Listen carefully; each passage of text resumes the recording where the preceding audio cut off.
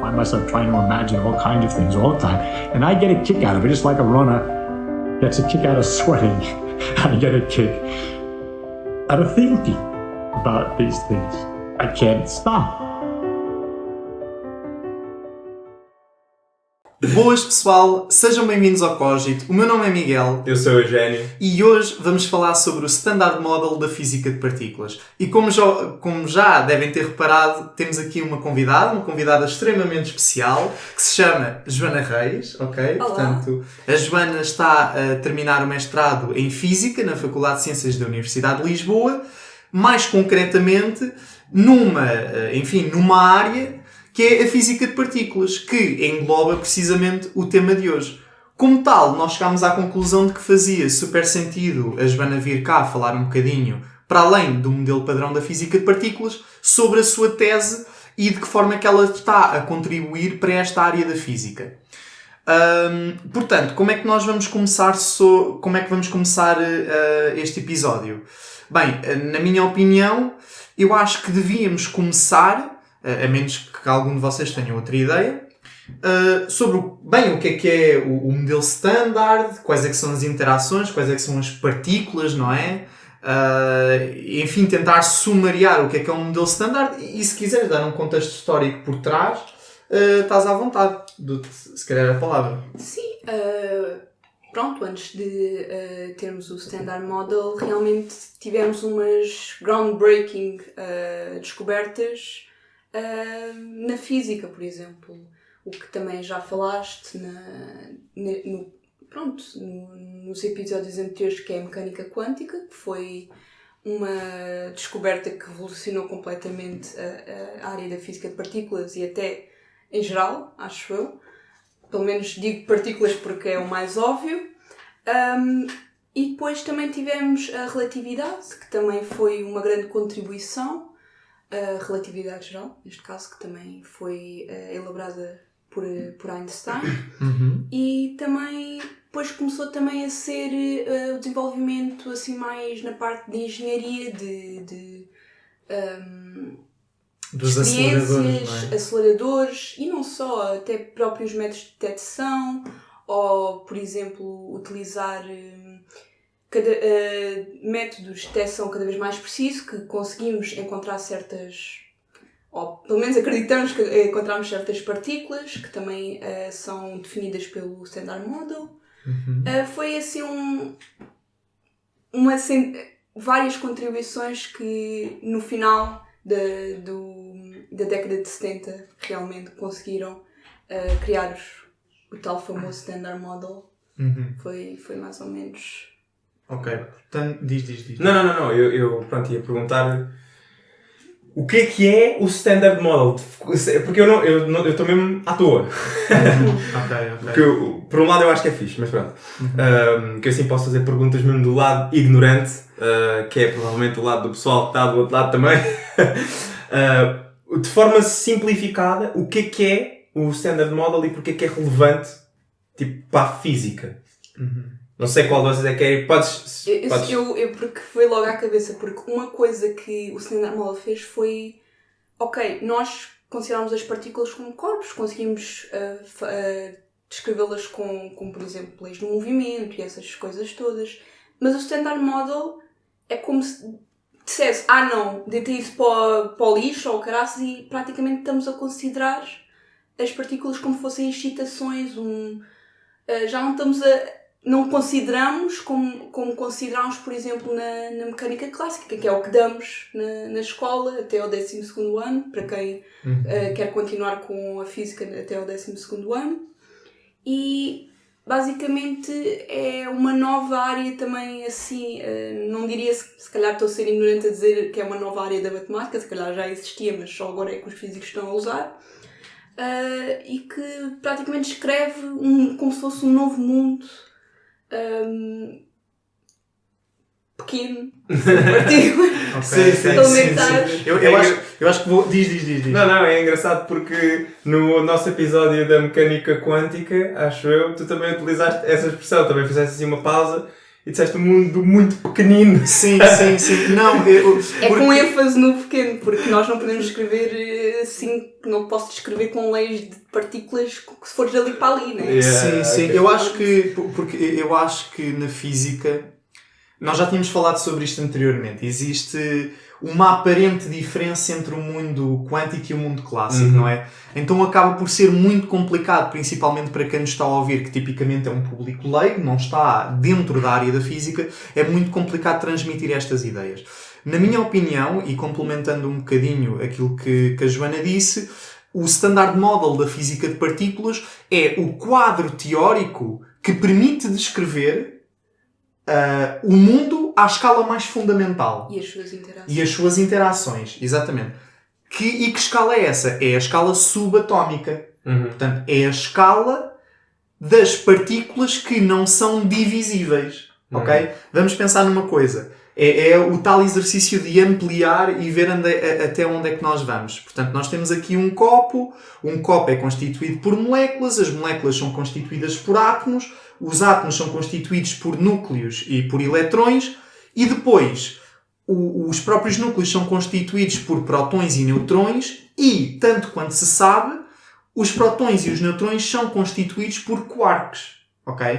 Que isto foi uma descoberta assim recente, digamos assim, antes acreditava-se que éramos, digamos, as unidades, a coisa mais unitária que era do núcleo. Pois. Durante assim... muito tempo pensou-se que não havia nada para além do próton e do neutrão. Portanto, aliás, durante muito tempo também se pensou que não havia mais nada para além do átomo, certo? Exatamente. Houve uma altura, eu não sei em que ponto é que se começou a descobrir os eletrões, os prótons. Então, os neutrões nós já tínhamos falado num episódio do Oppenheimer, que foi por James Chadwick em 1932 ou 33. Portanto, a dada altura, sabia-se que o núcleo era carregado positivamente, mas não se sabia se existiam neutrões ou não. Pois. Como os neutrões são eletricamente neutros, não contribuem para a carga elétrica dos núcleos. Pronto, mas este exercício todo para dizer que quando nós escavamos a fundo e vamos então à escala dos quarks e dos eletrões, é que estamos a falar do Standard Model da física de partículas. Ok? Portanto, é a teoria que descreve os building blocks da natureza. Ok? Portanto, aquilo que é de mais fundamental na natureza. Ok? Agora, a Joana estava a pegar numa coisa muito interessante que é as tais excitações, não é? As partículas enquanto excitações e eu vou tentar sumariar aquilo que ela estava a dizer, que é o modelo standard, portanto, a teoria que descreve os building blocks mais fundamentais da natureza, obviamente que tem uma descrição matemática. Okay? E a descrição matemática chama-se teoria quântica de campo. O que é que isto significa? Significa que nós estamos a assumir que em todos os pontos do espaço-tempo nós temos um campo que permeia esses pontos todos. Okay? Na verdade, nós não temos só um campo, temos vários campos, tanto quanto as partículas existem. Okay? E o que é que acontece? Uma partícula é nada mais, nada menos do que uma excitação do respectivo campo. Ok? Portanto, é essa a descrição matemática. E relativamente à matemática que é utilizada, na verdade, neste caso em concreto, eu tenho a ideia de que é ao contrário. Foram os físicos que surgiram com a teoria quântica de campo e atualmente nós temos matemáticos a tentar provar e definir as coisas em teoria quântica de campo. Portanto, são os matemáticos que atualmente estão a formalizar a teoria quântica de campo. Sim, mas sabe porque é que eu digo isto? Porque lá está, a teoria de grupos, não sei se já começou a ser elaborada um pouco antes pelos matemáticos, só por diversão, basicamente. Sim. Por diversão. Não, aí tens toda a razão. Portanto, uma coisa que também está associada ao modelo standard é uma noção de simetria. Okay? Portanto, nós temos certas simetrias na natureza que são observadas experimentalmente. Ok? E que estão, lá está, enraizadas naquilo que é o modelo standard. Obviamente que a área da matemática que trata as simetrias é a chamada, como a Joana referiu, as teorias de grupos, a teoria de grupos. Okay? Ou seja, qualquer partícula de um determinado... Pronto, que obedece a uma simetria. Não vou entrar muito em detalhe, tem sempre associado essa simetria, digamos, uma interação. Eu não vou estar agora se calhar a dizer esta palavra, mas é um bosão que nós chamamos. E é a partir daí que conseguimos depois, lá está, o Standard Model consegue descrever a existência de algumas partículas ou provar a existência de algumas partículas. Pronto, se calhar vou ficar por aqui. Mas voltando à questão toda do Quantum Field Theory, não é? Porque eu já ouvi essa expressão várias vezes, mas tu disseste, por acaso disseste em português, teoria quântica de campo. Ou seja, o continuar a utilizar a expressão ou palavra partícula é uma tecnicalidade, certo? Porque nós temos lá está, a palavra partícula tem remete para algo macro que é observável e pronto, há uma partícula de areia, uma coisa qualquer assim. Sim. Mas nessa teoria, partícula deixa de ser isso, passa a ter uma concepção diferente. Sim e não, porque nós só descrevemos partícula uma coisa que nós vemos, tipo, ou seja... Para os experimentalistas, Exato, a partícula é aquilo que nós detectamos com o detector. Tipo, não podemos dizer que é realmente uma coisa, sei lá, que realmente... Não podemos provar que, ok, teve aqui um não sei das quantas disto. Não, simplesmente conseguimos, através de técnicas, dizer, houve aqui, se calhar, um processo com partículas tal, ou seja, a partícula é o que nós medimos, ou é o que nós definimos como a medição do que nós Sim, vemos. mas o que está a ser medido na realidade não é a oscilação do campo? Espera aí, é que existe um meme bastante conhecido, quer dizer, eu diria, não sei se é bastante conhecido, mas que eu pelo menos já vi, foi numa aula de técnicas em física de partículas, que é, existe uma distinção daquilo que é uma partícula para o experimentalista e para o teórico. Para o experimentalista é tudo aquilo que o nosso detector detecta, ok? Para o teórico é uma representação irredutível do grupo de Lorentz. Aonde é que eu quero chegar? Fica na mesma. Mas neste caso é suposto que tu ficares na mesma. Porquê? Porque, embora nós tenhamos uma descrição matemática da coisa, isto vai soar mal, mas tipo, isto não deixa de ser uma teoria, estás a ver? Não deixa, tu não tens 100% a garantia de que esta descrição é o que se aproxima mais perto da realidade. Neste caso é o que Estás se a perceber? consegue aproximar. É aquilo que se considera atualmente mais próximo da realidade. Mas isso não implica necessariamente que seja realmente aquilo que é mais próximo da realidade. Claro, mas isso é porque imagina, tu podes dizer, ok, tudo bem, tipo... que deu provas experimentais, eu concordo que teoria quântica de campo, e que é o que está subjacente à física de partículas, é aquilo que nos descreve melhor a física à escala mais fundamental. Mas, por exemplo, ainda tem muitas pessoas a trabalhar em string theory que afirmam com toda a convicção de que é mesmo aquilo que é mais próximo da realidade. Pronto, ok. A string theory é uma coisa diferente. É uma coisa completamente diferente e nós depois podemos falar sobre isso noutro episódio. Portanto, isto era só Já bué do Standard Model, ainda não dissemos o que Não faz mal, aqui nós divagamos. Nós divagamos, exato. Desde que seja possível voltar. Sim, porque eu estou com algum receio a introduzir certas coisas, porque ainda não falámos mesmo dos building blocks. Então, exatamente. Olha, Joana, ainda bem que tu disseste isso, porque era precisamente isso que eu achava que era o melhor para agora. Portanto, nós temos estado aqui a falar em teoria quântica de campo, que as partículas são excitações desses campos. Obviamente que associado a estes conceitos temos o conceito de interação. Associado ao conceito de interação temos os tais conceitos de simetria, que nós já tínhamos falado há bocadinho. Mas ao fim e ao cabo ainda não dissemos quais é que eram os tais building blocks da natureza. Portanto, mas também foi bom introduzir isto antes de ficar tipo, o que é isto? Ok. Então, queres agora dizer quais é que são os building blocks? Portanto, quais é que são as partículas que fazem parte do Standard Model? Quais é que são as interações? Eu posso começar da ordem cronológica, ou seja, das que foram... Já sabíamos... À vontade. Por exemplo, o Standard Model é construído por 3 famílias, ou seja... Nós temos os quarks, que foi já o que o Miguel disse. Depois temos a família dos leptões. Dentro, estas 2 famílias são consideradas como fermiões. E o que é que são fermiões? É muito... também, tu falaste sobre a experiência. Mas Ok. exato. Pronto, basicamente tem spin, não é unitário, ou seja, é um spin half integer ou tipo... Como é que se Queres chama? ajuda? É tipo um terço, ou pode ser um terço, Sim. múltiplos de um terço ou múltiplos de Não, um meio. múltiplos do meio. Não, por causa dos quarks. Isso é carga elétrica. Sim. O Desculpa. Eu queria dizer carga elétrica. Ok, então, peço desculpa. Então, eu acho que é mais fácil e vê se tu concordas comigo. Eu ia perguntar, vê se concordam comigo, mas tu ainda estás à toa.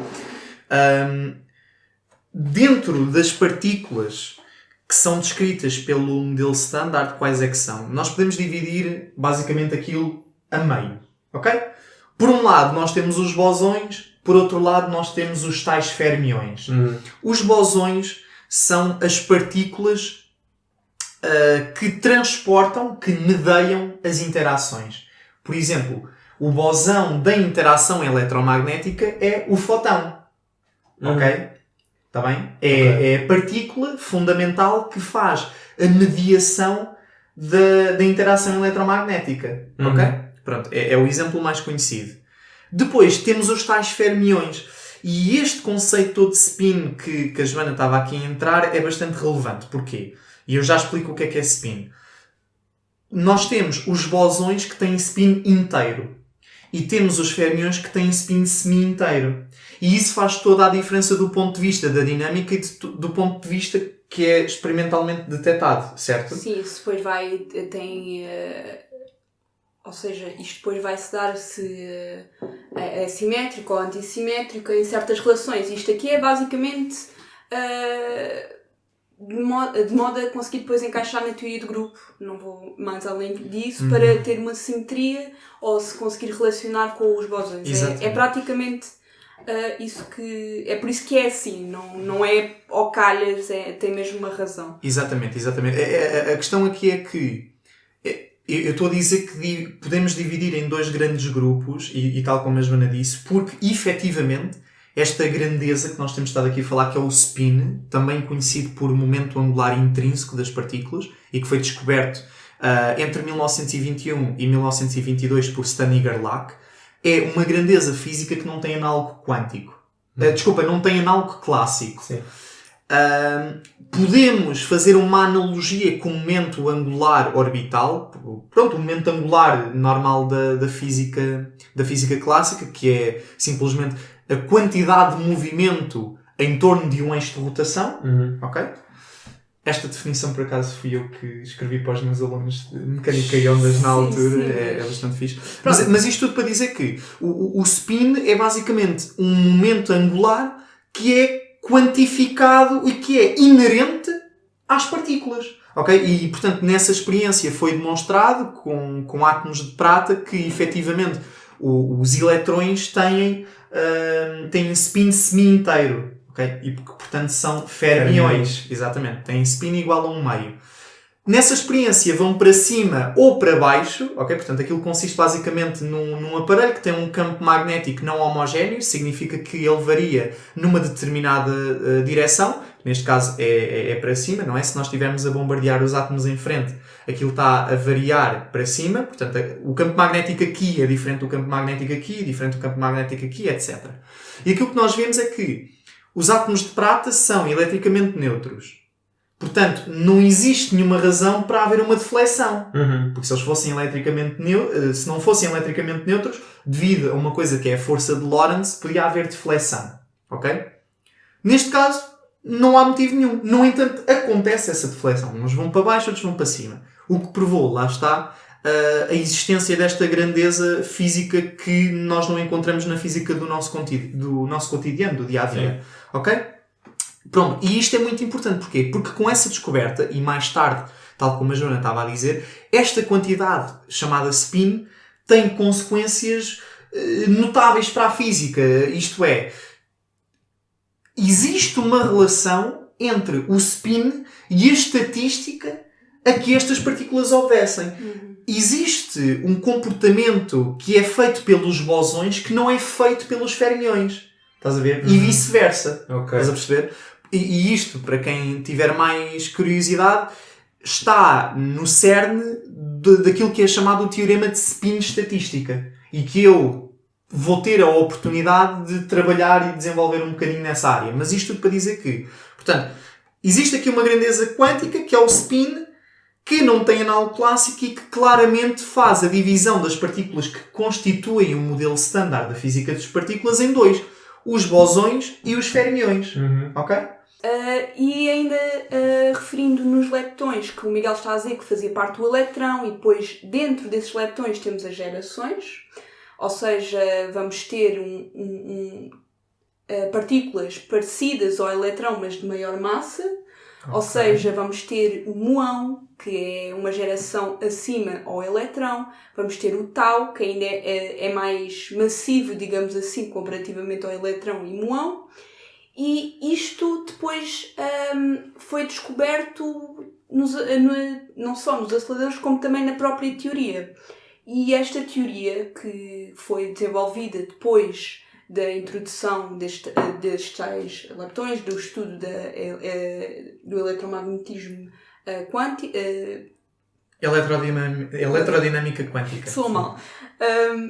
É aqui que se entra uma interação que se chama a interação eletrofraca. Ou seja, esta interação, tal como o Miguel disse, que todas as interações têm bosões depois associados, neste caso bosões, neste caso concreto o bosão com spin inteiro, vamos ter depois esses bosões associados a essa interação, ou seja, temos o fotão, que é para o eletromagnetismo, como o Miguel disse. Depois, para a eletrofraca, temos... Eu acho que podes... tu estás a falar da interação eletromagnética, podes falar da interação fraca por si só. Não é preciso misturarmos já as duas. Eu digo eletrofraca porque estou a falar de ok, desculpa, tens razão. Se calhar devia dizer a fraca, que isso depois lá está. Isto descreve as 4 interações fundamentais, que é a forte, a fraca, o eletromagnetismo, mas não descreve a gravidade. Não descreve a gravidade. Ok, a gravidade como está no mundo clássico. Exatamente. Pronto, e estes bosões, que eu estou só farta de dizer eletrofraca, mas também é conhecido por fraca, digamos assim, interação fraca, são os bosões W, é literalmente o nome, o bosão W e o bosão Z. Depois, pronto, assim, isto é mais uma parte que nestes bosões, que são 2, temos ainda que no W pode ser com positivo ou negativo. É por isso que eu digo eletrofraca, por causa desta tal componente, porque quando estamos a associar alguma carga elétrica, também estamos sempre a pensar no eletromagnetismo, certo?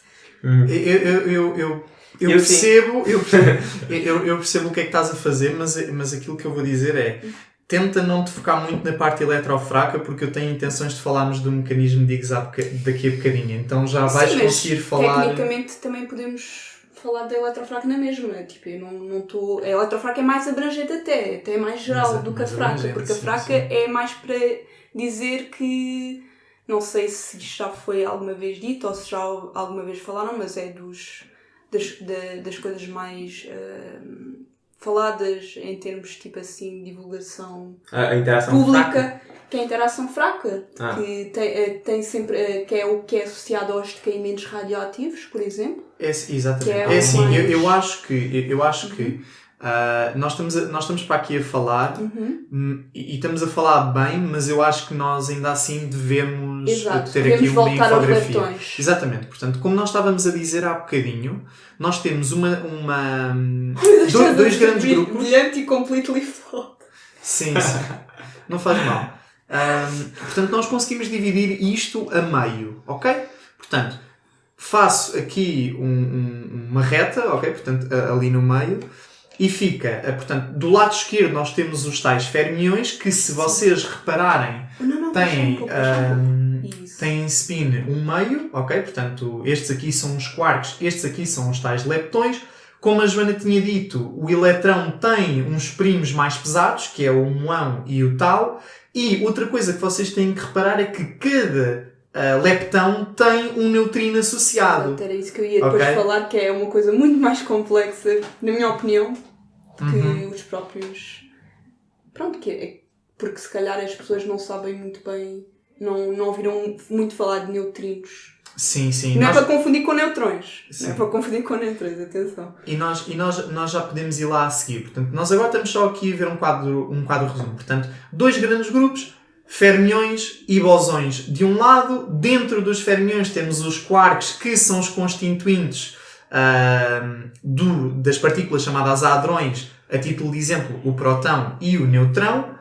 E depois temos aqui os leptões, do qual faz parte o tão conhecido eletrão, que anda à volta do núcleo, entre aspas, nos átomos. E depois, deste lado direito, nós temos os gluões, portanto, temos os bosões, entre os quais o fóton, a partícula mediadora da interação eletromagnética, o bosão Z e os bosões W, como a Joana estava a dizer, este tanto pode ter carga positiva como negativa, e ainda temos então o gluão e o bosão de Higgs, não é? Porque o bosão de Higgs foi uma das grandes descobertas da física nos últimos anos. Mas antes de passarmos para o bosão de Higgs, queria-te só então perguntar o que é este gluão?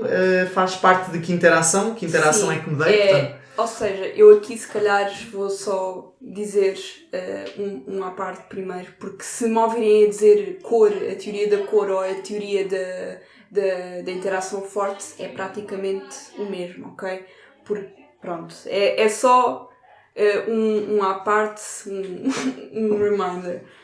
Não é de propósito, é mesmo por termos uma coisa linguística. Pronto, o gluão faz parte da interação forte, que muitos de vocês já ouviram falar quando se fala em fusões nucleares. Sim, tipo, acho que eles falam muito que é o que liga. Lá está, Peraí, uma parte. Isto não estava errado, tipo... Porque as pessoas pensam muito que a Strong Interaction tem a ver com... Sim, daí eu ter feito tipo... Eu sei, porque é um conceito um pouco errado dizer que a forte é o que está... Tudo o que é o núcleo, não é verdade. Ou seja, a forte tem mais a ver o que constitui dentro dos prótons e dos neutrões. Então, ou seja... então se calhar aquilo que tu deves agora dizer e dizer-nos é... portanto... Parece haver ali uma transição de fase entre aquilo que é a teoria forte enquanto teoria Exato. que descreve as partículas mais fundamentais e a teoria forte que descreve os nucleões e as suas interações ao nível nuclear. Com o timeline de Standard Model. Porque antes pensava-se que a Strong Interaction estava associada àqueles mesões no núcleo. Ou seja, O que é uma mesão? Desculpa. É complicado. Não, Sim. mas é basicamente uma coisa que, se quiserem ver, que era a interação de Yukawa, que basicamente as pessoas começaram a pensar, e também foi muito divulgado erradamente, que a interação forte estava associado com... Era só associado com fusões nucleares, com... Não sei, acho que era passar de um certo tipo de núcleo para o outro núcleo, não era algo assim.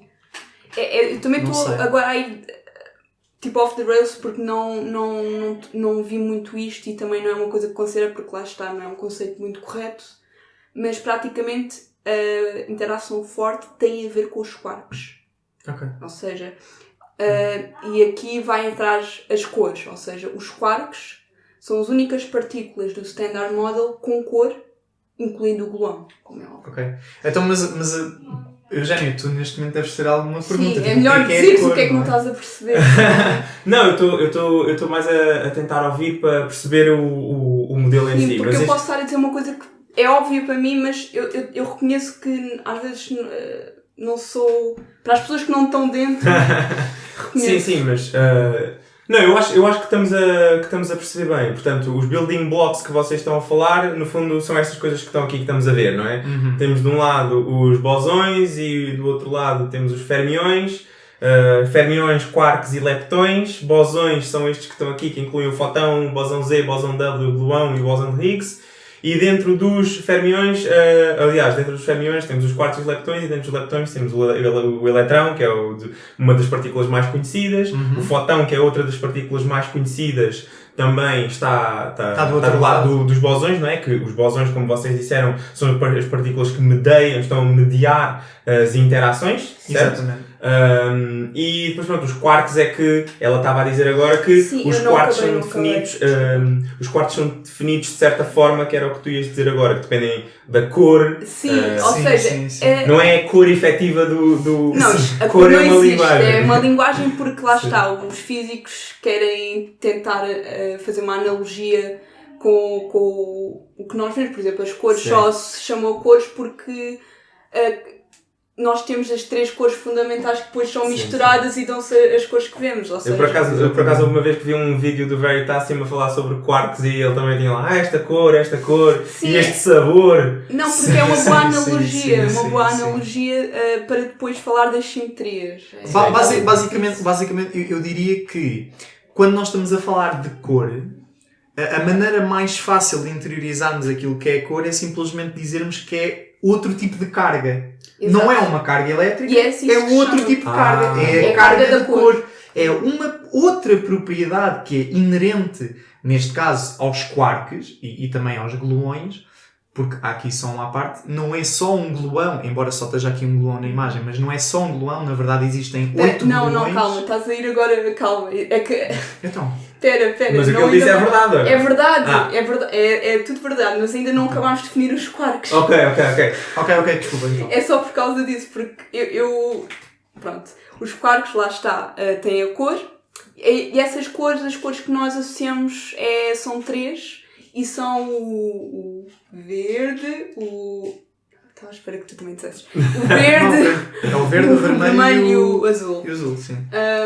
Pronto, e são essas 3 cores que os quarks podem ter. E vocês podem estar agora a ver aqui e estão se calhar um pouco distraídos com estes quarks com nomes estranhos. Isto não tem a ver, o que nós estamos a dizer não está bem aqui explícito a cor. Só para dizer Sim, que estes não são têm todos a mesma associem, cor roxa, não é? não associem, não associam nenhuma das cores Esquematicamente. aqui e não associam, por exemplo, o quark up, down com as cores, não. Isto agora Mas o que é que a cor é... Como é que a cor é relevante? O que é que isso varia? a cor é relevante porque nós depois temos que descrever estados ligados dos quarks, ou seja, os prótons e os neutrões são o que nós chamamos de baryões, ou hadrões, ou baryões porque são compostos por 3 quarks e eles têm que ser neutros, ou seja, o que é neutros, cor neutra, digamos assim. O que é que isso quer dizer? Ou seja, faz uma misturinha de cores e tens de ter, de certa forma, uma coisa que nós chamamos que é o singleto de cor. Ou seja, nós queremos que a cor seja completamente conservada e essa conservação não é conservação, porque eu estou a falar de simetria e depois falo de conservação. Não, mas é da mesma. Mas tu estás a dizer uma coisa que é do ponto de vista científico bastante correta, na minha opinião, que é da mesma maneira que nós temos a carga elétrica a ser conservada, nós também, neste caso, estamos a ter a cor que também é conservada. Sim, exato. Basicamente, o que é que eu posso fazer em paralelismo com o eletromagnetismo para se perceber melhor porque é que isto está. Como é que chegas a mesma- uma cor neutra? É o que estás a tentar... Pois. Sim, é um paralelismo com o eletromagnetismo. Isso eu não sei se conseguiria fazer. Mas o que tu estás a dizer é que a junção daqueles quarks especificamente, de cores diferentes, vão dar origem a uma cor neutra. Branca. Ou correto, seja, branco, sim. por exemplo, o próton é constituído pelo up. O próton, boa, vamos dar um exemplo, portanto, e só para se calhar ser um bocadinho, definir melhor aquilo que nós estávamos a dizer, portanto, já vimos as partículas do modelo standard e agora estávamos a focar nos quarks, Sim. ok? Agora, os quarks podem formar partículas compostas que são chamadas baryões, em que o próton e o neutrão é um exemplo concreto E também, desse tipo de partícula. Também, para além dos baryões, também há os mesões, mas em vez de serem constituídos por 3 quarks, são só constituídos por 2. Mas... Um quark Ok. e um antiquark. Sim. E nós já lá vamos aos mesões também.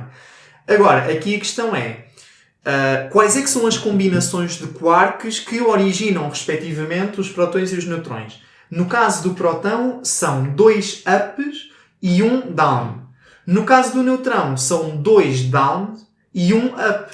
E também Ok. quero só... Se calhar é o que querias dizer, mas o próton tem uma carga mais 1.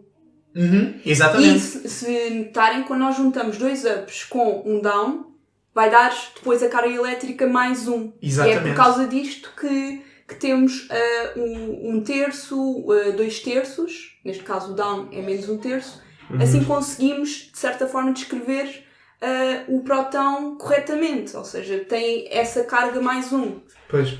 Ou seja, tipo, o Standard Model está feito de tal maneira que, tipo, estes tais building blocks, estes constituintes, quando somados todos, acabam por fazer sentido Sim. com aquilo que nós sabemos de partículas como o próton e o neutrão. Sim, é verdade. E tu agora estavas a falar dos mesões e se calhar antes de falarmos dos mesões nós temos que falar então um bocadinho daquilo que é a antimatéria. Ok? Porquê? Porque, tal como a Joana estava a dizer, os mesões são hadrões na mesma, ok? Portanto, são partículas compostas por quarks, mas neste caso não são bariões porque não são constituídos por 3 quarks. Então deixa-me ver se eu percebi. Um hadrão é uma partícula que é composta por quarks. Exatamente. Nem todas as partículas são compostas por quarks? Porque... Peraí, estás a falar tipo de... Não, por exemplo, eu vou dar-te um exemplo. O fóton é um hadrão porque... Não, não. bosão. Os hadrões são as únicas partículas, digamos, que são descritas com a cor. Ou seja... Não sei se é bem isso. Não sei se é bem isso que ele está a perguntar. Não. O fóton é composto por quark. O próton é composto por quarks. Eu se calhar disse fóton. Sim, sim, fóton é sim. por isso que eu estava a dizer. Não. Eu estou enganado. Não era isso que eu queria dizer. Ok. Eu estava a pensar no próton Ok. composto por quarks. Right. Exatamente. Então é um hadrão. Exatamente. Pronto. Como é composto por 3 quarks, é um barião. Yeah. Ok, pronto. É só para ver Já se sabes eu... a física de partículas. É Não só- precisas de saber mais nada. É só para eu ver se estou. E o que eu estava a perguntar é se existem partículas que não são hadriões. Ou seja, partículas que não Hadriões. são como... Não é hadriões? Hadrões. Hadriões, hadrianos. Isso não é um nome, tipo Sei Adrião. lá. Hadrões. Exato. Existem partículas que não são hadrões, ou seja, que não são compostas por quarks. Porque eu pensava que todas... Ou seja, tudo é composto por quarks. O núcleo é composto por quarks. Pronto. O elétron não. não é composto por quarks. Não. Sim, certo. Mas aquilo que o Eugénio está a perguntar é que, por exemplo, o Eugénio está a perguntar se existem partículas que são constituídas por leptões. E a resposta é não. Pronto. Não ok. existem. Estás a ver? Então, existem duas possibilidades. Se és uma partícula, tens duas possibilidades. Ou és algo que está aqui, Exatamente. ou então és algo composto por algo que está aqui.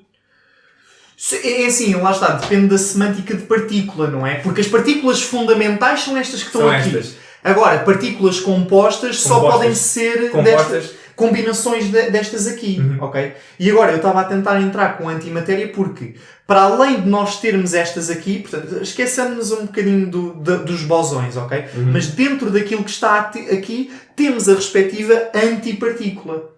Ou seja, existe dentro dos quarks um anti-up, um anti-charm, um anti-top, etc. Depois, dentro dos leptões, nós temos um anti-eletrão, que é comumente tratado em português por positrão. Depois temos um anti-muão, um anti-tau. Eles desistiram de dar nomes originais. Pois é. E por incrível que pareça, tanto quanto se sabe, podem existir antineutrinos do eletrão, do muão, etc. Ok. Porquê que eu estou a dizer que isto é... Estou a dar a sensação de que isto é estranho? Porque os neutrinos são as únicas partículas do modelo standard que, à partida, podem admitir antipartícula mesmo tendo carga elétrica neutra.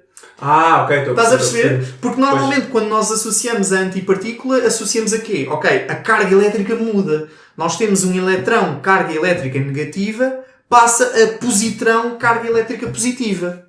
Mas quando nós falamos de neutrinos, a carga não muda. Então Quer dizer, o que é que o anti refere-se a quê? O anti refere-se basicamente a uma coisa que nós na física... Eu só estava a pensar, não sei se estás completamente correto, o mesão, Então, peão, o que é que tem? neutro, por exemplo. Quark, se calhar estou a fazer confusão, mas estás a falar que os neutrinos são as únicas partículas não compostas que, ou seja, que são as elementares que conseguem ter a sua própria antipartícula, é isso? Exatamente. Pronto, É isso. Pronto, era só isso, porque então está correto. E que é estranho porque tem carga neutra. Exatamente. Sim, eu diria isto porque eu pensei que o que ele estava a dizer era que era as únicas partículas, por exemplo, nós temos uma coisa que é chamada os piões, ou seja, e temos dentro dos piões que são mesões, que é tal que são compostos pelo quark e um antiquark. Quando o pião de carga zero, quando é feito a sua própria, ou seja, a antipartícula, digamos, do pião é a mesma. Sim, então, mas Pronto. neste caso não tens antipartícula. Pronto. Não, eu pensei que era isso que estavas... Pronto, mas Sim, isso sim, foi sim. uma coisa que eu agora estava a pensar e se calhar não foi a mais adequada. Mas pronto. E pronto, estavas a dizer que era estranho porque não tem... Pronto, a carga é zero, não é? Mas estavas a explicar a que é que se refere esse anti. Se não é anti-charge, é em relação ao charge, é anti em relação ao quê? Sim, tem a ver com uma coisa que é a simetria CP. Ou seja, Oh, não. quando nós... Não, é muito simples. É muito simples. Normalmente, quando se fala em antimatéria, fala-se da carga. Yeah. Porque é aquilo que é mais óbvio. Estás a perceber? É literalmente aquilo que é mais óbvio. Mas quando nós fazemos o espelho, não é? De partícula para antipartícula, nós não nos referimos apenas à carga. Referimos-nos também a uma coisa que se chama paridade, que é outra simetria. Ok? Que é muito simples. A paridade é literalmente uma inversão dos eixos. É um espelho. Estás a perceber? É uma inversão espacial. Ok? Portanto, posto em palavras muito simples. Se um positrão estiver a rodar neste sentido, ok? Neste sentido, e tem carga elétrica negativa, um positrão, por outro lado, tem a carga elétrica positiva, mas está a andar para este. Ok? É a melhor forma de eu conseguir explicar isto que se está aqui a passar. Ok, calma, eu Aqui- acho que tu disseste positrão das duas vezes, mas queres referir eletrão? Eletrão, positrão. Estás a perceber? Portanto, eletrão, carga elétrica negativa, positrão, carga elétrica positiva. Ok? No caso dos neutrinos, a única coisa que muda é só, portanto, o sentido da rotação. A carga é a mesma, Ou que é seja, nula. spin, depois é a rotação. Ah, ok. Ou seja, para cima ou para baixo, neste caso se calhar a melhor Sim, para cima e para baixo. E Sim. depois temos uma coisa que é o que ele está a dizer, essa tal paridade que ou ele roda, movimenta-se nesta maneira, como ele está a dizer, ou do sentido contrário. Pronto. Sim, sim. É que isto eu estou a tentar ver, mas isto parece tudo igual, não? Agora uma coisa que nós também temos que dizer é que isto pode ir contra a noção de partícula que nós definimos no início do episódio, que é a excitação dos campos respectivos, dos respectivos campos. Portanto, a partícula estar a fazer assim ou fazer assim, tipo, é uma imagem clássica. Portanto, Sim. a pergunta que nos podem colocar é: então, mas se nós estamos claramente a falar de partículas que não são clássicas, porque é que vocês estão a fazer isso? Bem, porque é a melhor analogia para descrever este tipo de comportamento. Às vezes é muito difícil nós fazermos analogias, principalmente em termos de divulgação científica.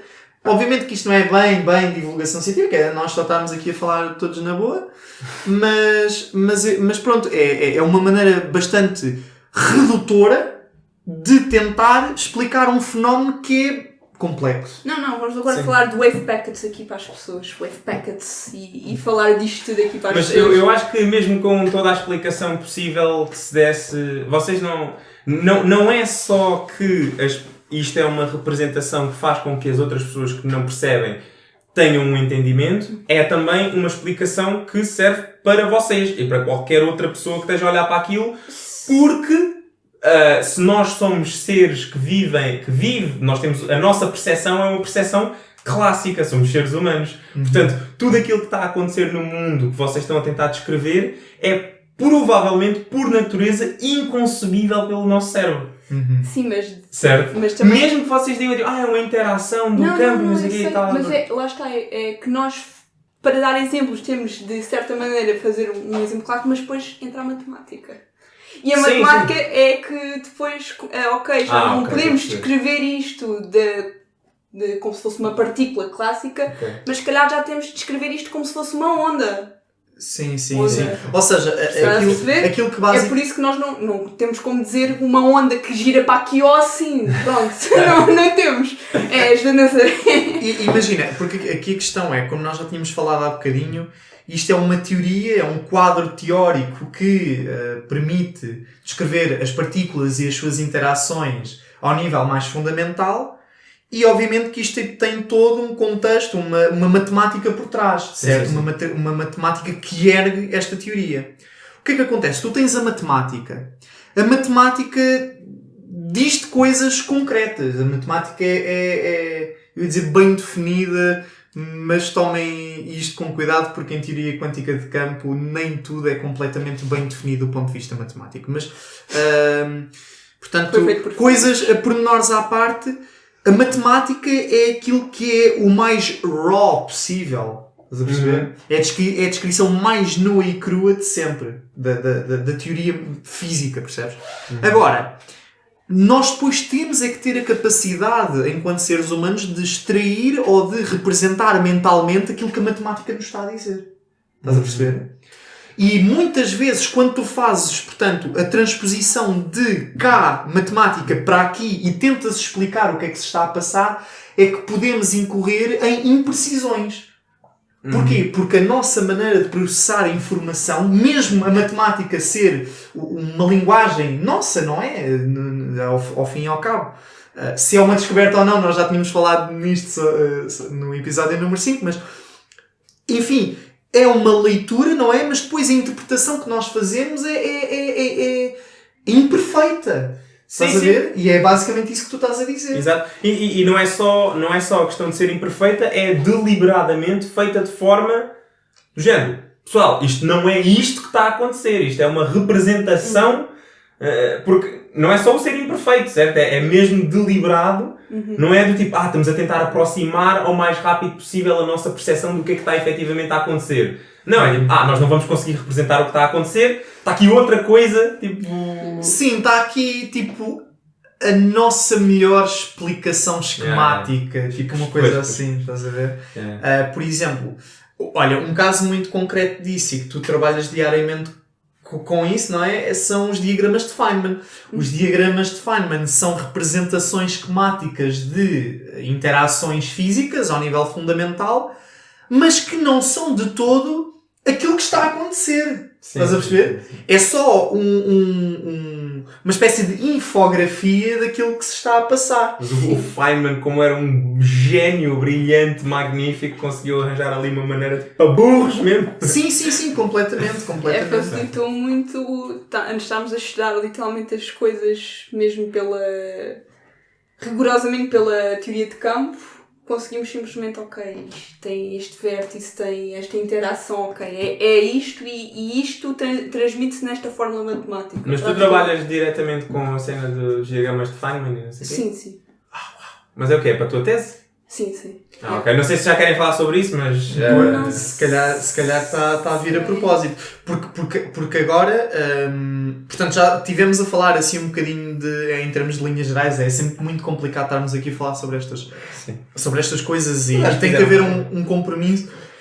Um compromisso entre aquilo que é a profundidade, não é? E o tempo disponível para falarmos sobre isto, não é? Portanto, nós já estivemos a falar das partículas, das interações, dos fermiões, existem fermiões, depois existem os bosões, o spin, até fizemos a distinção do spin, os bosões têm spin inteiro, os fermiões têm spin semi-inteiro, depois dentro dos... Pronto, aqui toda uma série de conceitos que é realmente muito difícil de digerir. Agora, se calhar para mim faz todo o sentido perguntarmos à Joana, até porque ela é muito mais especialista nesta parte do que eu, de que forma é que nós escrutinamos o modelo standard. Ou seja, nós temos aqui um quadro teórico, não é? Mas, como toda e qualquer teoria, na física, tem que ser apoiada pela evidência, pela experimentação, não é? Mas tu és da parte experimental? Sou fenomenológica. É basicamente a junção da teoria com a experiência. Mas assim... Para mim é peasant. Então, lá está, de que forma é que nós escrutinamos então o modelo standard? Porque nós temos aqui a teoria, como é que vai da teoria à prática? Sim, se calhar um pouco mais assim a um conceito histórico, brevemente, porque inicialmente o que se fazia era tentar, era tentar descobrir partículas, era tentar descobrir novas interações. Mas o que se tem feito cada vez mais recentemente, para além destas descobertas, porque já estamos no limiar entre a experiência e a teoria, já estamos... Quer dizer, não estamos assim tanto, mas a experiência... Não, mas eu percebo o que é que tu estás a dizer. Sim, porque a experiência, basicamente, nós só conseguimos realmente definir as coisas ou dizer que sim, está correto, se a experiência conseguisse acompanhar teoricamente com a teoria, né? Mas, ou seja, nós fomos fazendo cada vez mais fácil. Por exemplo, o CERN começou a fazer... Posso estar errada, mas ficou muito famoso pelas suas colisões próton-próton, íon-íon, próton-eletrão. E isto tudo são aceleradores. Digo eu que é uma experiência relativamente... Este tipo de coisas é recente. Ou seja, os aceleradores não é bem recente, não é uma década, mas já começou-se a fazer, se não me engano, no início da década de 20. É assim, a formação não é o CERN, do CERN em si é de 54. Sim, mas eu já vou a isso. É porque nós aqui na página da Wikipédia temos os grandes marcos científicos que foram realizados no CERN. Lembrando que, a par do CERN, nós temos um outro grande laboratório que é o Fermilab, mas que se situa nos Estados Unidos da América. Mas pronto, o que eu queria dizer era, no início de tudo, vamos dizer, no início fazia-se, não era bem as acelerações que temos hoje em dia. Tínhamos centros de energia muito mais pequenos, eram muito menos energéticas, mas... Ou seja, basicamente as reações que aconteciam ali no CERN... Sim. Eram reações que envolviam quantidades de energia mais pequenas. Exato, não é? Porque lá está, isto agora já tem a ver com a parte da engenharia, mas eu ainda não expliquei o que é um acelerador. As pessoas se calhar não sabem... Tipo, eu estava a dizer o que é um acelerador, as pessoas se calhar não sabem como é que aquilo funciona. Então. Ou seja, um acelerador pode ser de dois tipos. Agora os mais recentes são de dois tipos. É os lineares, ou seja, temos a colisão entre... Colisão frontal, não é? Não é bem isso. É simplesmente, antes temos um tubo, digamos, gigantesco que, através de campos alternados, porque foi com os campos AC que começou-se a fazer este tipo de acelerações cada vez mais potentes e também outros métodos. Começou-se também a criar cada vez magnetos cada vez mais poderosos para fazer isso. Mas o que basicamente consiste nos aceleradores temos dois feixes, de preferência os dois a mover-se, porque antes o que se fazia muito era um fixo e um alvo. Ou seja, era um projétil e o alvo. Exato, que é muito nas experiências que tu também próprio falaste. Mas aqui, basicamente, para termos uma elevada energia, depois para fazer esses processos, temos dois feixes. Pode ser de íons, pode ser de prótons, pode ser de eletrões. É o que der para acelerar, digamos assim. Agora, são partículas carregadas?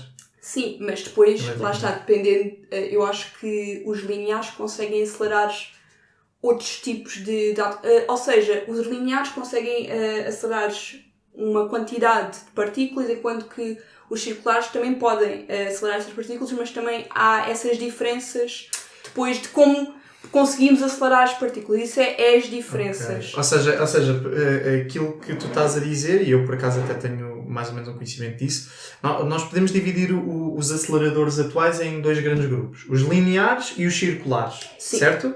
Agora, para colisões. Sim, para colisões. Então, os lineares oferecem características experimentais que podem ajudar a escrutinar uma determinada área do standard, enquanto que nós temos os circulares que têm outras características que oferecem outro tipo de evidência, é isso? Necessariamente podemos até ver aqui Então. rapidamente.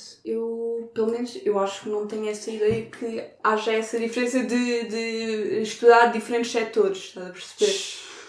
Não, mas aquilo que eu estou a dizer é quando tipicamente existem dois tipos de experiências, é para esse efeito, estás a perceber? Sim, eu entendo, Portanto, existem características num tipo de acelerador que permitem jogar ali um bocado com certas coisas e os eu circulares. sei, mas inicialmente era só mesmo pode ser por conceitos práticos a nível de engenharia. Mas, Sim, por exemplo, sim, estou a perceber. está aqui a energia, por exemplo. É que uns oferecem uma coisa e outros oferecem outra. Exato. Estás a perceber aquilo que eu estou a dizer? Isto é mais porque isto é a nível de engenharia, não é a nível de física, estás a perceber? Sim, Pode sim, ir mais sim. para cima que tem, por exemplo, na operação, exatamente, ou seja, nos aceleradores lineares temos basicamente, assim, vou dizer 2 tubos, digamos assim, gigantes, onde são aceleradas as partículas, assim, ou seja, têm assim os magnetos perpendicularmente à direção das partículas, são injetados, colidem num certo ponto e depois, a partir daí da colisão, vai começar a haver processos, sei lá, temos, por exemplo, um eletrão e positrão, depois aquilo basicamente vai se aniquilar. Pois, É a tal tal aniquilação, aniquilação matéria-antimatéria. E isso vai não é? resultar por exemplo, num fotão de elevada energia, e esse fotão depois vai interagir, ou vai, neste caso vai interagir com o material do detector. Neste caso até são 2 fotões. Sim, é por Nesse isso que eu caso não são quero 2. entrar, eu só digo fotão. Mas isto é só um detalhe, isto é só mesmo. Eu digo um fotão só para ser o mais simples possível, que é também o que aparece nos diagramas de Feynman, pronto. detalhe. Nos diagramas de Feynman não aparecem 2. Não, eu utilizo um só, por exemplo. Mas está errado. Está bem, mas eu só quero estudar uma certa... Lá está, é tipo... Ok, eu não vou dizer, eu desde que saí da física de partículas para a gravidade, que eu costumo dizer que eu sou completamente ignorante em física de partículas, eu sei um bocadinho. Eu não estou a dizer que estás mas- errado, não estás. Simplesmente o que eu estou É a só porque eu agora estava a fazer na porque lá cabeça. está, o que tu estás a dizer está correto. Saem 2 fotões, mas cada fotão podemos tipo, estudar depois... Isso será- são detalhes, ou seja, não é? dois fotões podemos estudar um deles, porque em princípio o outro também vai seguir quase, Uhum. por norma, o mesmo. ok. Ok? Lá está, a minha tese tem a ver com os circulares. Ok. E o que nós estamos a ver é que os circulares conseguem realmente atingir energias muito mais elevadas que os lineares. Certo, Ou seja, ok. pronto, isto tem a ver mais com a parte da engenharia, não tem a ver, tipo, ok, conseguimos estudar melhor este setor do Standard Model. Não é bem assim, é só mesmo mais a parte da engenharia. Também pode reduzir-se também depois a umas certas coisas nos experimentos, mas cabe Sim, o mesmo objetivo. Mas era um bocado isso que eu estava a tentar dizer. Se calhar não me expliquei muito bem, mas aquilo que eu estava a dizer é que os aceleradores lineares potenciam certas coisas e os circulares potenciam certas coisas. Ou seja, podes ir mais para cima e, como estavas a dizer, que os lineares é mais tipo para a biomédica, por exemplo, aplicações biomédicas. Ok. Mas também foi utilizado, o SLAC foi também muito utilizado para o estudo do Standard Model. Ok. Só que já foi há muito mais tempo, porque agora temos aceleradores circulares que são muito Exato. mais potentes. E é isso que entre nós aspas. queremos. E porquê é que nós estamos a construir aceleradores cada vez mais potentes? Porque nós já atingimos um patamar do Standard Model que conseguimos já demonstrar a existência das partículas. Ou seja, inicialmente estes tipos de experimentos eram usados para tentar encontrar um zoo de partículas, ou seja, cada vez mais exóticas, tentar cada vez mais energias, porque assim conseguimos, lá está, atingir partículas que são de maior massa. E o que é que isso quer dizer de ser de maior massa? Se nós temos... São mais pesadas. Sim, mas só que se calhar as pessoas não sabem a relação entre... Ou seja, há uma relação que se calhar toda a gente sabe, que é a tal do EmC². Sim, igual Que se nós conseguimos atingir energias cada vez mais potentes nos aceleradores, conseguimos também atingir processos que têm como estados finais, ou que consiga detectar partículas com massa cada vez mais elevada. Ou seja, é possível, através da conservação da energia, obter partículas cada vez mais pesadas. E é isso que foi-se feito durante estes anos todos para complementar o Standard Model.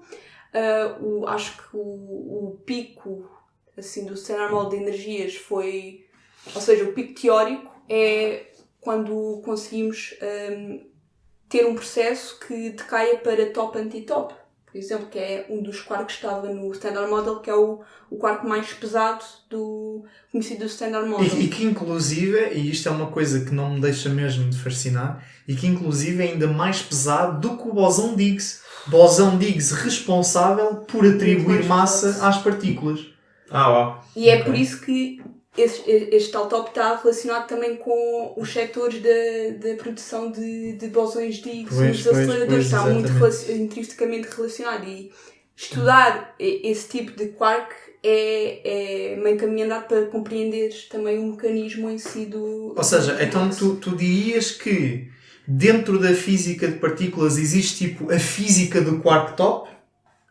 Eu ainda não estudei muito, por isso não fui mais atrás, porque lá está, na minha tese eu estou a trabalhar com o quark bottom, que é uma energia aceitável, digamos assim. Sim, sim. Ou seja, é na mesma a terceira geração de quarks, que está também onde está o top, mas claramente que o bottom tem uma energia muito... É assim tão claro para quem nos está a ouvir? Não é claro, eu só estou a dizer que não estou a trabalhar com o top, mas estou a trabalhar com o bottom, que tem uma massa muito inferior relativamente ao top. Ou seja, se vocês conseguirem ver esta imagem outra vez, diz ali que o top em unidades de Jeff sobre C quadrado, portanto na física de partículas nós não utilizamos quilogramas, utilizamos esta unidade, mas é uma unidade de massa, e nós vemos que a diferença é abismal. No caso do top tem uma massa inercial de 173.07 Jeff por C quadrado, enquanto que o bottom tem, aproximadamente 4. Portanto, realmente é muito mais levezinho. Depois temos lá o de Higgs, que estavas a falar, que tem para aí 126. E o top 126. É uma percentagem... É top. Isto é uma coisa que para mim é super... Para mim é super contraintuitivo. Quer dizer, tu tens uma partícula... Pensa comigo. Tu tens uma partícula que distribui massa às outras partículas, que atribui massa às outras partículas. Lá está, através da interação, não é? Eu acho que, posso estar errada, mas foi uma coisa que eu gostei, que é o Double Higgs Production, que é onde entra o top. Ou seja, dois campos de Higgs para fazer Sim. Mas escuta o que eu estou a dizer. Sim, tipo, para mim, não sei se é estúpido, estás a ver? Tipo, se a natureza age assim, então para mim não é estúpido. Mas é estúpido. Mas é estranho, estás a ver? Tu tens uma partícula que é responsável por atribuir massa às outras pessoas. Às outras pessoas também. Mas depois existe uma que ainda é mais pesada do... Não, mas isso é o mesmo que tens lá um personal trainer no ginásio. O gajo é big, mas depois tem lá os seus discípulos e faz com que os discípulos sejam ainda mais big. Ele é um bozão, ele é um mediador da cena, certo? Sim, ele é Estou a fazer sentido? Mas não estás a fazer sentido. Dois personal trainers para teres um ainda maior. Então, se calhar é assim. Não sei, para mim é mega estranho, mas pronto, é engraçado. E que tem a ver, e já te passo a palavra em relação à tua tese, o bosão de Higgs, como nós estávamos a discutir há bocado, daquela questão da interação eletrofraca, que eu estava a dizer, mas tu podes falar na fraca e na eletromagnética separadas. Mas a Joana estava a dizer isto porquê? Tu estavas a dizer isto por causa do bosão de Higgs. Estava a falar, sim, porque é também geralmente o que se diz na literatura. Pronto, pode ser fraca, mas se calhar não é mais correta de se dizer. Não, porque aqui a questão é, nós claramente conseguimos dividir a interação fraca e eletromagnética. Claro. A eletromagnética, como o próprio nome indica, tem a ver com os processos elétricos e magnéticos. Ok? E depois a interação fraca tem a ver, como a Joana disse há bocadinho, com os processos associados aos decaimentos. Estás a ver? Por exemplo, um decaimento radioativo. Estás a perceber? Agora, porquê que surge esta história da interação eletrofraca? Porque no universo primordial, e associado a isto, cabe-nos a nós também dizer, enquanto físicos em crescimento, que é muitos destes processos que nós estamos aqui a falar da física de partículas, eles não acontecem no nosso dia-a-dia. Não é à toa que é no CERN que nós temos as temperaturas mais elevadas do nosso universo, tanto quanto tão nós conhecemos. estranho. Do universo? Do universo, exatamente. Yeah. Porquê? Porque estes processos que estão a ser criados no CERN são processos que, na verdade, aconteceram no universo há milhares de milhões de anos. Sim, Estás a sim. perceber? Portanto, são coisas que não acontecem tipo aqui no estúdio. Yeah. Estás a perceber? Nós já estamos tipo para lá Nós do que é a estamos nossa para lá, vida e a para lá, nossa... mas completamente, estás a ver? O que na cosmologia, estou só a divagar um bocadinho, mas o que na cosmologia tem a ver com a temperatura. A temperatura do universo está tão pequena que já não é possível haver este tipo de fenómenos, interações, de forma espontânea, naturalmente, estás a ser? Natural porque é simplesmente uma engenharia de processos, não é aquilo que se faz no CERN. Mas isto tudo para dizer o quê? Para dizer que há muito tempo atrás houve um mecanismo de quebra de espontânea de simetria. Ou seja, o universo admitia uma simetria, ok? Que não vale a pena entrar em detalhes sobre o que é, mas havia uma simetria que tinha a ver com o bóson de Higgs. Ok? O que acontece é que houve uma quebra espontânea, abrupta, dessa simetria e o bóson de Higgs passou de um estado quântico para outro estado quântico. Ok? Estás a perceber? Okay. E após haver essa transição de fase de um estado quântico para outro estado quântico, houve essa tal simetria que foi quebrada. Com essa simetria a ser quebrada, houve então o processo do Higgs atribuir massa às outras partículas. Ok? Portanto, isto pode ser muito esotérico, ok? Mas se vocês pesquisarem no Google Higgs Mechanism ou mecanismo de Higgs, vocês vão conseguir encontrar com muito mais detalhe aquilo que eu tenho estado a dizer. Portanto, é basicamente um mecanismo que fez com que as partículas elementares pudessem adquirir massa. Isso é o que eu tenho na tese. É esse processo que eu estou a estudar na minha tese. Exatamente, É exatamente. esse processo? É esse processo com os quarks, quark antiquark e com o gluão. Okay. Portanto, isto é um diagrama de Feynman. Exato. Exatamente. Ok? Ok, mas... ok. Mas isto tudo para dizer que... Porquê a interação eletrofraca? Porque antes da quebra espontânea de simetria, o eletromagnetismo e a interação fraca era só uma única força. Era só uma única interação. Estavam unificadas. Depois da quebra espontânea de simetria, é que houve esta distinção entre a interação eletromagnética, mediada pelo fóton, e a interação fraca, mediada pelos bosões W+, W- e o Z. Mas antes disso, era tudo a mesma coisa. E eu podia estar aqui a falar sobre o mecanismo de Higgs durante horas. É das coisas mais bonitas que o ser humano conseguiu formular, na minha opinião. Nota-se pelo o teu entusiasmo, o teu Yeah. entusiasmo. Eu pensei que ele me dar assim O teu entusiasmo, o teu bozão são os teus braços. Os teus braços é que estão a mediar o teu entusiasmo. Exatamente. Mas o que eu ia perguntar também é... há uns anos atrás, em 2012, acho eu, foi o bóson de Higgs. Sim. E na altura houve uma cena toda e tal, descobriu-se isso tudo. E isso Já foi... sei o que é que me vais perguntar. Não. Continua. Eu vou só perguntar tipo, de que maneira é que isso... O que é que Porquê é que efetivamente... foi tão badalado? Exato. Queres responder? Sim, pronto, posso responder no sentido que já sabia, teoricamente, a existência dessa partícula. Desse bosão. Estava-se a prever, fazia parte do modelo standard. Lá está. Ok. Esse mecanismo de Higgs já está a ser previsto pela teoria. O que nós conseguimos, o que o Atlas e o CMS conseguiu fazer... Que são o que é isso? Desculpem, o Atlas e o CMS são detectores no CERN, fazem parte desse tal, do LHC. E eles estudam praticamente estes setores da Standard Model, que é de Higgs, com o top anti-top pair, e estudam assim estas energias, porque lá está, eles têm acesso a estes tipos de processos com as energias em que eles estão a operar. E eles conseguiram sacar de lá o bosão de Higgs. Sim, porque era preciso o que é ter um isso? aparato. Lá está, as pessoas devem estar a pensar, se calhar deu mesmo para ver, não.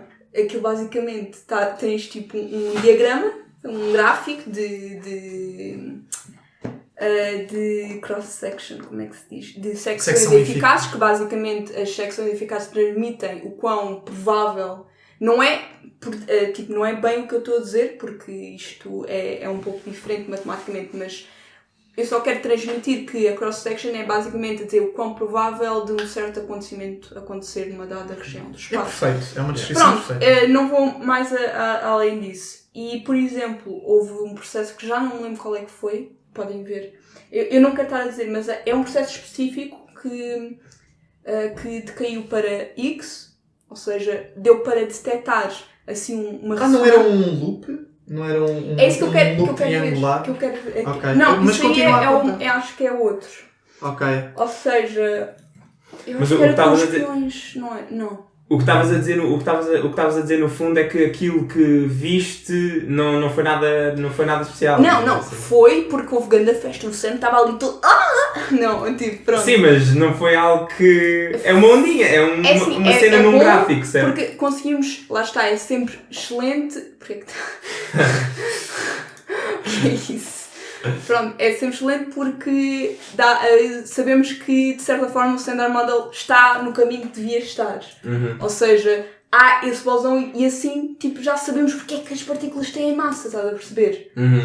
Ou Pois, seja, ok. Essa é a relevância. é a tipo, relevância em geral. experimental, ou seja, realmente isto está a acontecer nos aceleradores e comprovámos através deste pico no gráfico que coincidia com a tal massa de X, acho que era muito próximo lá está do valor que estava aí, conseguiu-se prever com esse pico dizer há aqui uma partícula que foi produzida e coincide com X, por isso tem que ser de X e lá está. Estes picos depois têm uns erros associados. Pronto, e é isso. A parte importante é aqui que entra a minha tese e que entra também a parte da engenharia, que entra... Pronto. Eu não trabalho diretamente, como é óbvio, com o bosão de Higgs, mas está em processo. Não, ele não falou assim de muita coisa, ele disse... Foi só the process, CMS...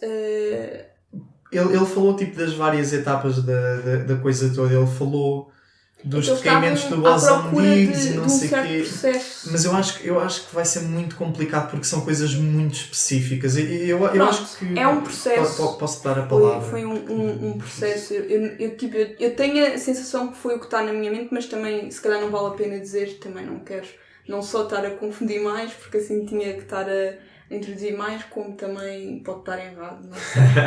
Tu és ainda mais cautelosa do que o Miguel. Sim.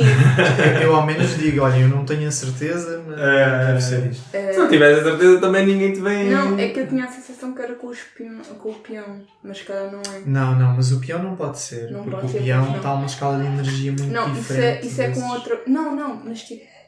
Este tal pico que não parece ser nada, mas olhem aqui, olhem lá aqui. Isto Pois. é um pico de ressonância e aqui eles tentaram de certa forma pôr mais, com mais ênfase, que lá está conhecido com a massa que prevista pelo Standard Model para... Ou seja, então vamos lá ver. Se calhar olhar para o gráfico de baixo é o que torna a coisa mais evidente, não? É esse, porque isto é um Sim. Ok, então basicamente na vertical nós temos o número de eventos, é isso? Temos o número de eventos e depois na horizontal nós temos a massa. Temos correto? a energia... Lá está, te lembras daqueles 2 fotões que estavas a falar? Uhum. Não sei para que é que serve aqui, mas pronto, está aqui Ok. as massas de... Eu diria que isto é... Lá está, estes 2 fotões, Porque porque é a olha- aniquilação. Porque olha o pico coincide mesmo ali nos tais 125, 126. Sim. GeV. Eu não sei se está aqui melhor, se eles têm outros aqui, Uhum. que é o sinal, lá está. E isto é o background, ou seja, isto ok. depois... Eles têm vários gráficos para provar a existência.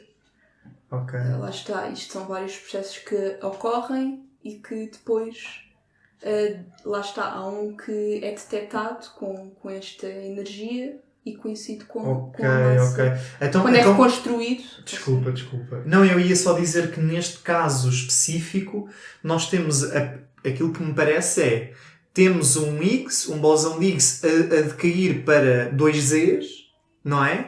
E 4 esses leptões. 2 Zs vão dar origem a 4 leptões. Aham. Que tipicamente é tipo 2 pares leptão-antileptão. Certo? Será que isso... Então eu estou a confundir o peão com o muão? Se calhar estou. Estás, certeza.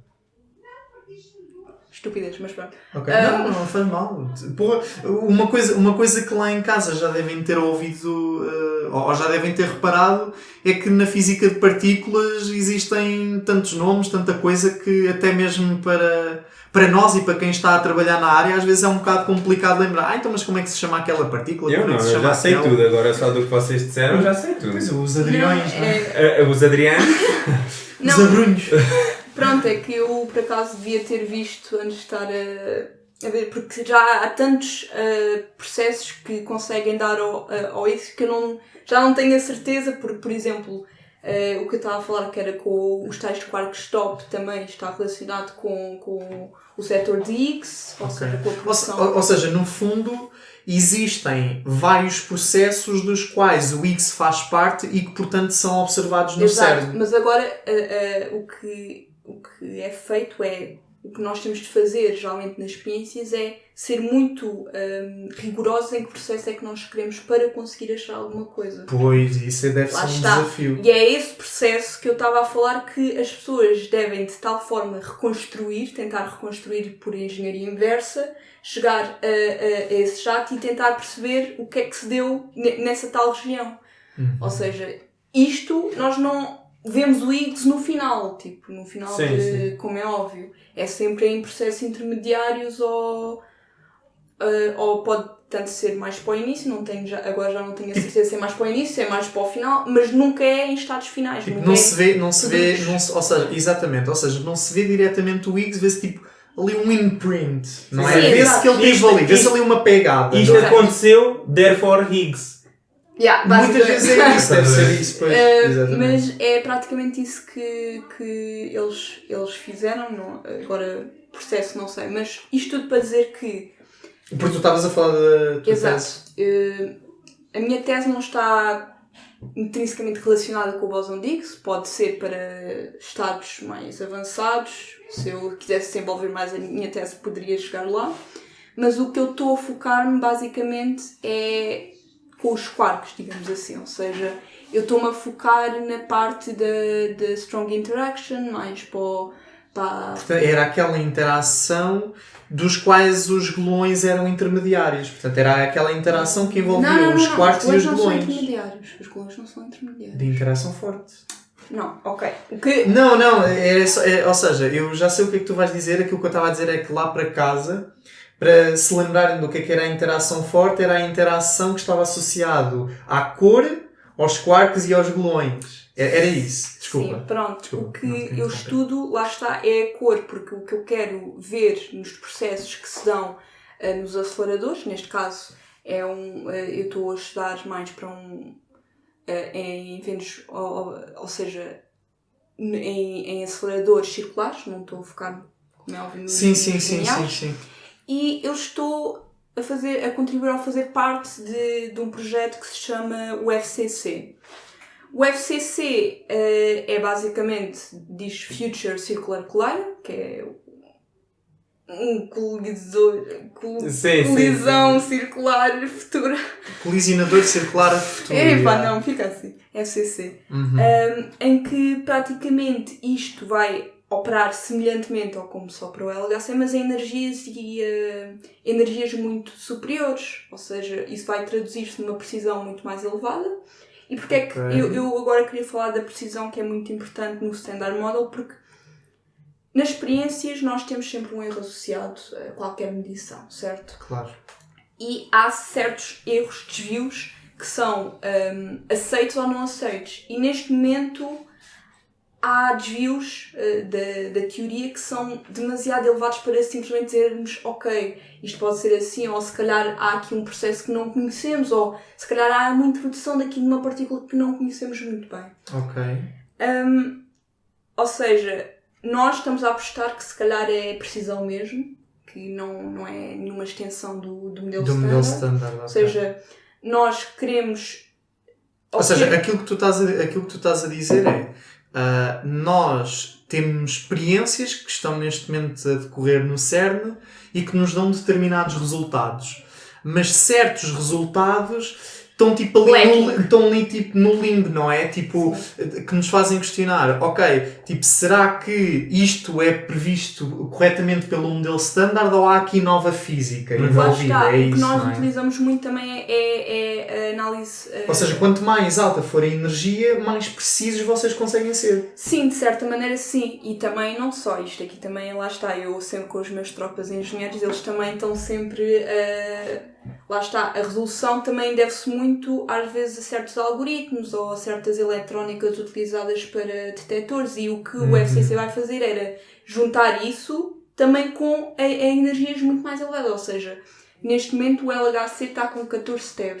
O que eles fizeram agora na nova run é aumentar a luminosidade, que é o número de eventos. Okay. Aumentar o número de eventos, que é também o que está aqui, também contribui depois para a precisão. E porquê é que eu falo muito também de precisão? Vocês, se virem esta ondinha aqui, que foi na descoberta de Higgs, isto tem um comprimento vertical que está relacionado depois também com o desvio, com a precisão de por exemplo, da massa de Higgs. Vertical não, neste caso horizontal. Horizontal, não é? desculpa. Porque, ou seja, quanto mais... Aquilo que tu estás a dizer, se eu não estou em erro, é quanto mais achatada for a curva, maior é a precisão e, portanto, lá está, as pessoas, mais conhecimento nós temos acerca pessoas assim mais de matemática, isso tem a ver com as gaussianas, lá está isto. Certo. Tem a ver com o desvio padrão. Exato. Isto também é estatística. Estatística depois tem sempre associada a um desvio.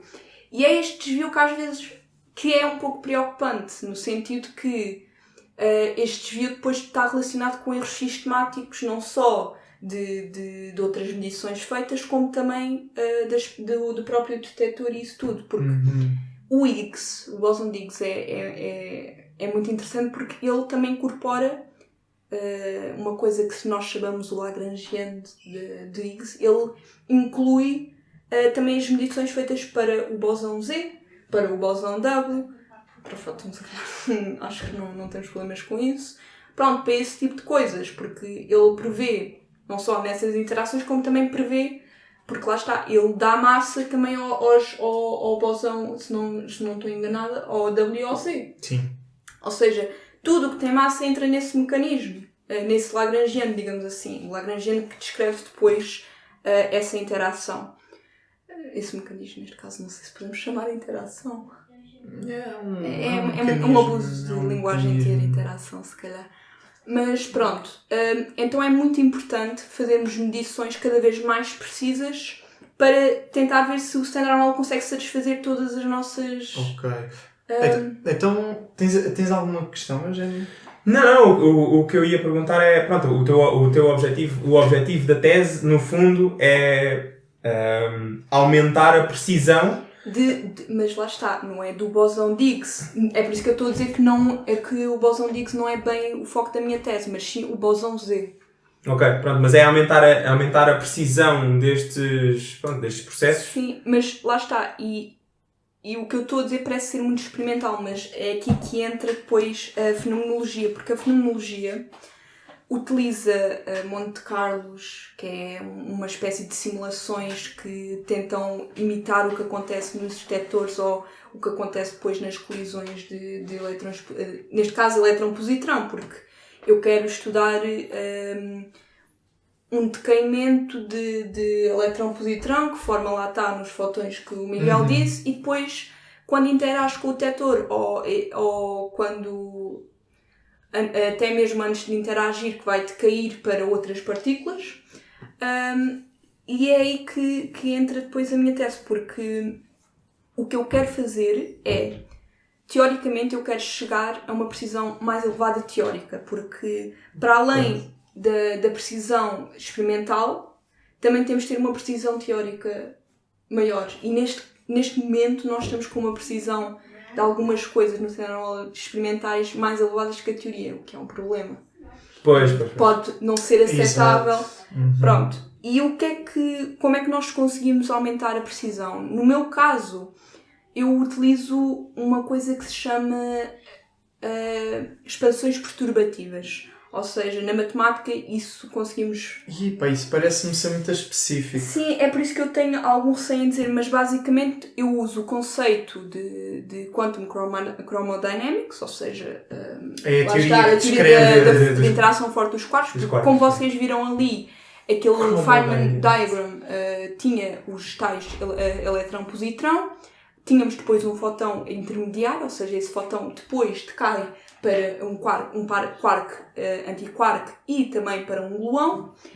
E esse processo é muito importante nos aceleradores porque é as interações fortes que são mais dominantes, ou seja, nós não esperamos que aconteça primeiro uma interação de natureza eletromagnética só, por exemplo. Não faz sentido, não só... Porque são partículas muito levezinhas, não é? Levezinhas e também, lá está, como estamos a energias muito elevadas, faz mais sentido a decair para quarks, que inicialmente são livres, atenção, que é uma coisa que eu não Sim, falo. mas isso é daquelas Pronto. coisas que davam um episódio por si só. Exato, mas pronto, se quiserem é só dizer nos comentários, não sei. Mas basicamente eu utilizo uma expansão perturbativa para esses processos de modo a conseguir uma precisão maior de certas interações, digamos, porque aqui também ia estar a dizer que cada interação podemos dizer que tem uma constante de força de interação associada, ou seja, o eletromagnetismo tem podemos dizer que é uma constante que é proporcional a qualquer coisa que consegue dizer se este processo é mais Forte? mais provável de acontecer ou não, ou tipo, basicamente as constantes são... Constantes de acoplamento, não é? Estás a falar Sim, das de constantes acoplamento, ou seja, se pode acoplar com esse tal coisa, a força da... Então, mas espera lá. Eu estou a perceber que tu... Eu estou a perceber que tu estás... estás... Eu não devia estar a falar disto porque isso já é muito técnico. Não, mas é isso que eu ia dizer. Tipo, eu estou a perceber que a Joana está a tentar falar um pouco de tudo daquilo que é a sua tese, mas há aqui uma coisa que, para mim, para ti e provavelmente para as outras pessoas, não é suficientemente claro, que é o FCC, porque, como nós dissemos há bocadinho, o acelerador circular que está agora em vigor no CERN é o LHC, Large Hadron Collider, certo? Sim. Então, onde é que entra o FCC? Estás a ver? O que é o FCC em Vocês estão a ouvir só falar de precisão, mas é praticamente isso que o FCC consegue oferecer, que é uma maior precisão para esses tais... Mas o FCC já está em funcionamento agora? Não, pronto. Exatamente. É uma coisa que eu me esqueci de dizer que é muito importante. Mas eu acho que disse que era um projeto. Estava em planeamento. Então fui que não ouvi. Não, mas só disseste isto também. Sim, desculpem. É um projeto que ainda está em fase de planeamento de construção, neste caso, e também está a ser avaliado os custos para a construção.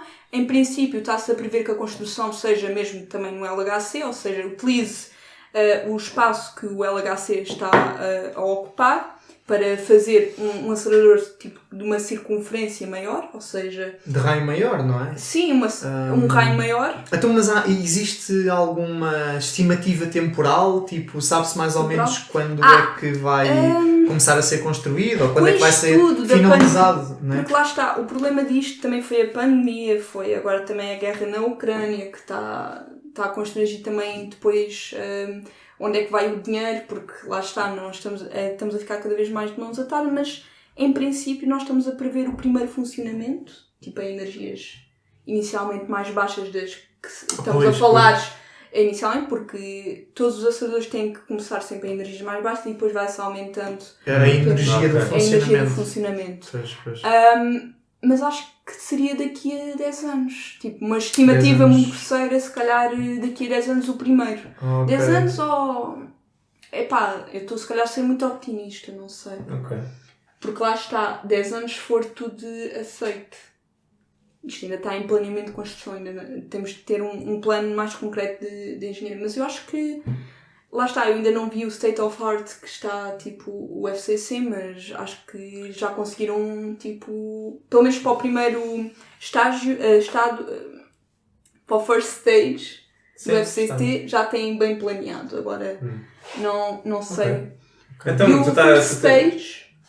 first stage é com o elétron-positrão, ou seja, vai ser um acelerador de elétron-positrão. Que Vai chocar em um elétron. Exato. E vai ter energias que conseguimos até uma coisa que nós chamamos de polos, ou seja... Quê? Polos.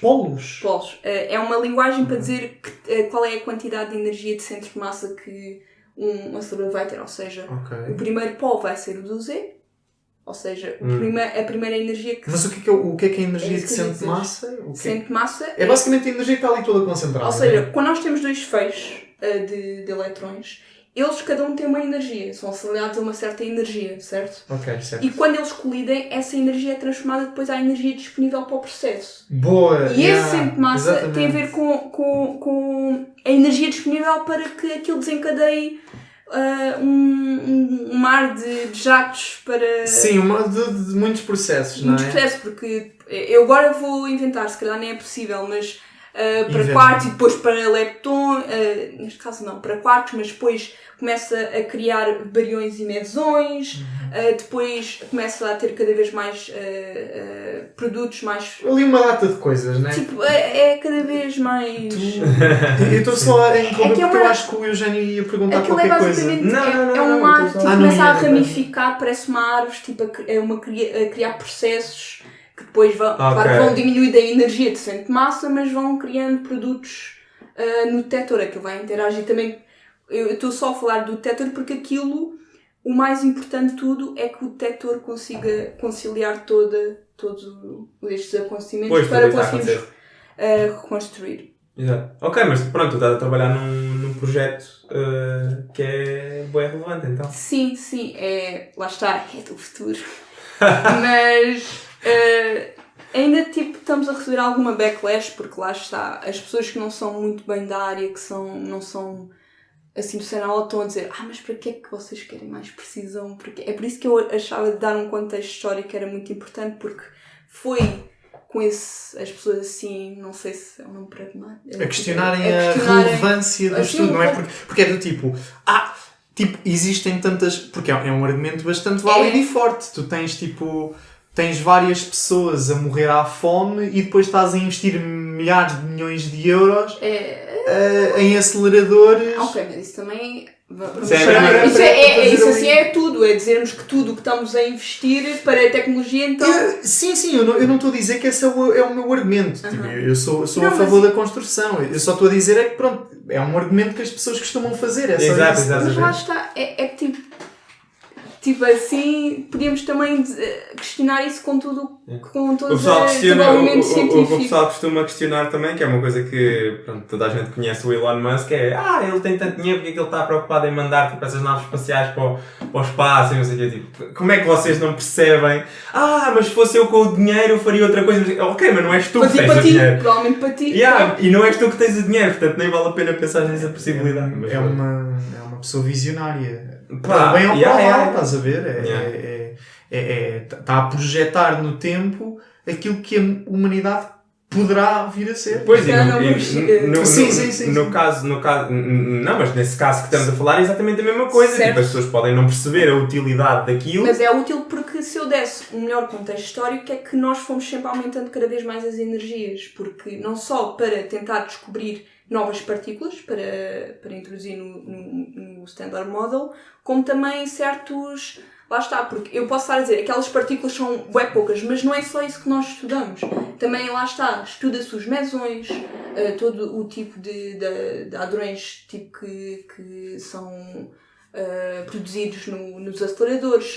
Isso também é uma grande área de estudo, que se chama uma coisa que é a hadronização, que é depois a parte onde começamos a ter quarks que são ligados pela interação forte, ou seja, é uma parte em que tu tens os seja, quarks a formar os hadrões, Sim, prótons, e neutrões, isso etc. em si já é uma coisa tipo super importante.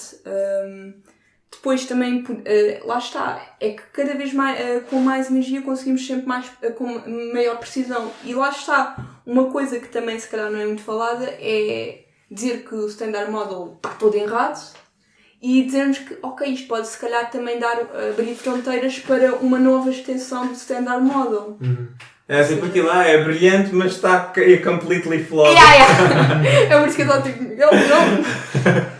Sim, mas pronto, nós já vamos em alguns minutos, uns pouquinhos minutos. Mas Não sei se tem tildear mais a minha alguma tese, é só para dar closing remark. tildear. A tese basicamente serve para provar que o FCC é necessário, que conseguimos, ou seja, através da teoria conseguimos chegar a resultados mais precisos, e é necessário também dar um step up na experiência para também chegar a esses resultados mais precisos. Ou seja, nós queremos, de certa forma, demonstrar que conseguimos ter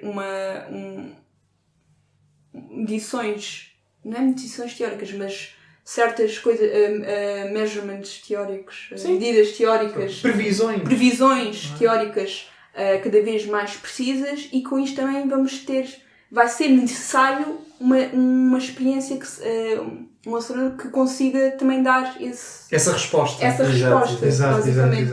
Porque neste momento lá está, como eu estava a dizer, que há certas medições teóricas que têm Sim, que está ali no limbo, não é? Limbo, e também na teoria que está... Será que o modelo standard está certo ou será que o modelo standard está errado? Olha, esperem até ao próximo acelerador.